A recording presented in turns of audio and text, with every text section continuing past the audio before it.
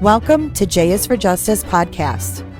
If live breaking news and following true crime is your thing, then please consider subscribing to my channel.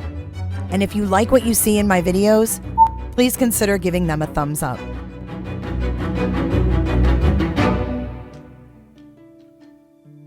On the night of April 1st, 1989, John Tiedjen and his stepbrother Brian McGary returned to the duplex they shared in Cleveland's Slavic Village neighborhood after a night of heavy drinking and smoking marijuana. McGary had been living with the Tiedjen's family since he was 15 years old.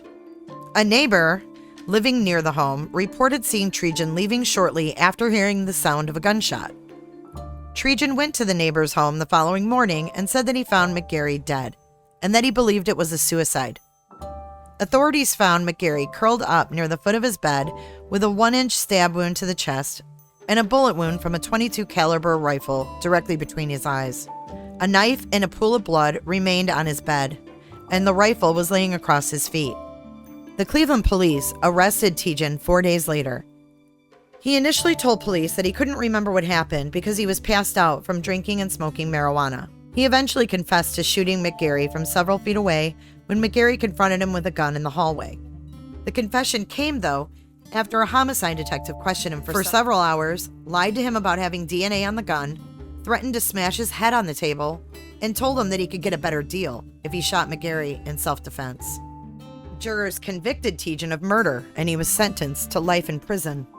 The break in his appeals came in 2016, when Tiedjen's then attorneys Kevin Cafferkey and John Gibbons requested a copy of the Cleveland police case file in McGary's killing.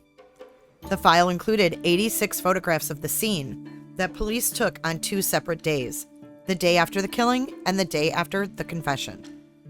Dever only introduced 10 photographs at trial. The previously undisclosed photographs showed a woman's purse and jacket on a chair in the living room that belonged to McGary's ex-girlfriend. They also indicated that Tiedjen's glasses had been moved from the coffee table to the floor.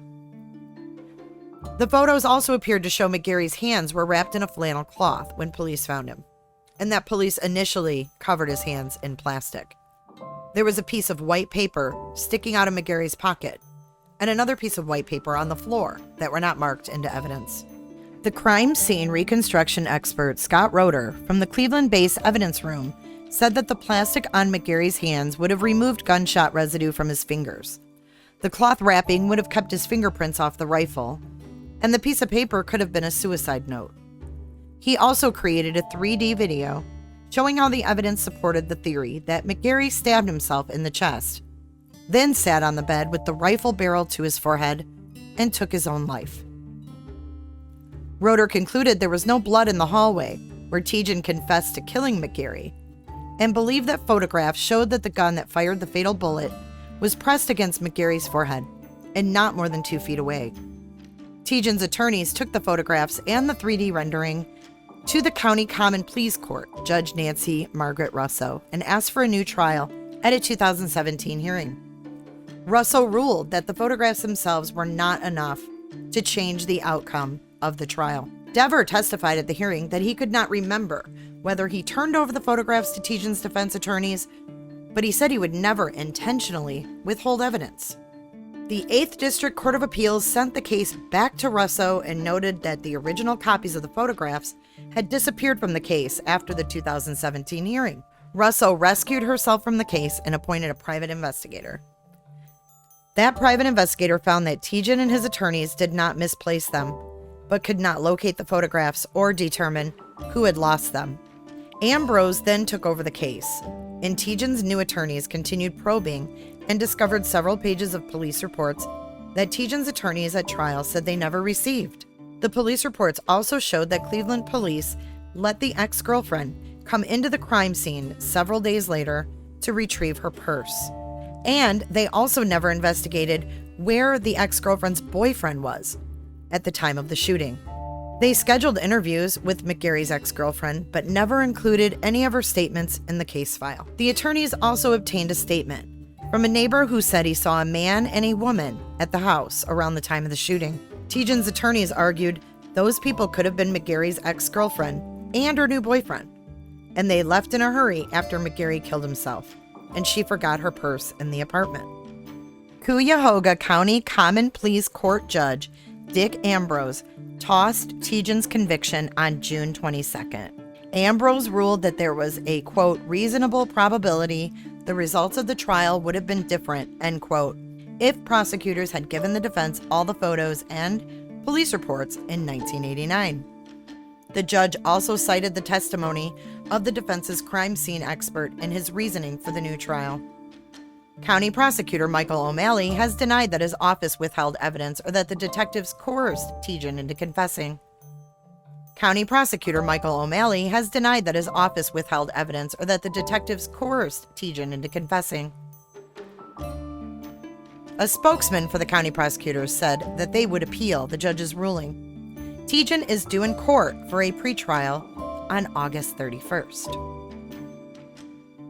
And in a strange and bizarre twist, as John Tiedjen is awaiting his new trial, he has tied the knot with the sister of the man he is accused of killing. John Tiedjen and Crystal Strauss exchanged vows last weekend. Tiedjen's attorney, Kimberly Corral, officiated their wedding. Tiedjen, now 57 years old, served 32 years in prison for the murder of 18-year-old Brian McGary in '89. Tiedjen was only 25 years old when he was sentenced. Tonight, a 32-year battle for justice now includes a wedding for 57-year-old John Tiedjen of Cleveland. He is a free man, his 1989 murder conviction thrown out. Now he's marrying the sister of the man he was originally convicted of killing. With all my heart, I love her. There's nobody else I think about, and I want to be with her my whole life.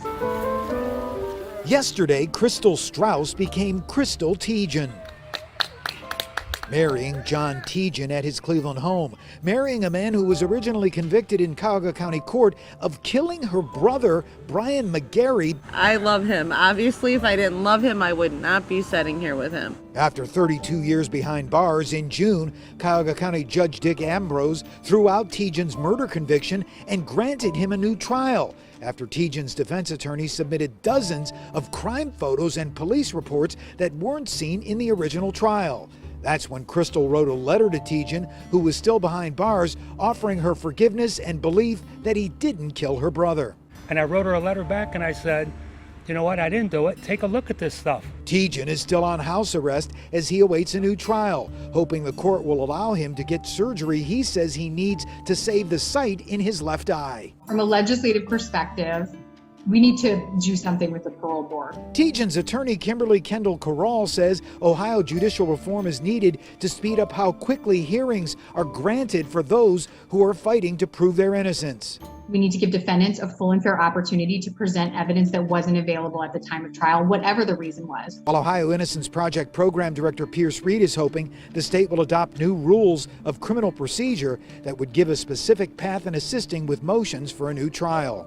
It would give a track that would really help, hopefully, people with these innocence claims having a better opportunity to be heard. Meanwhile, John and Crystal realize the path for John's permanent freedom won't be easy. We'll get through this. It's going to be challenging. There's no doubt about it. And Tiedjen's trial is set to begin at the end of this month on August 31st. We will follow that trial here on J is for Justice. Thank you for watching today, and stay safe out there.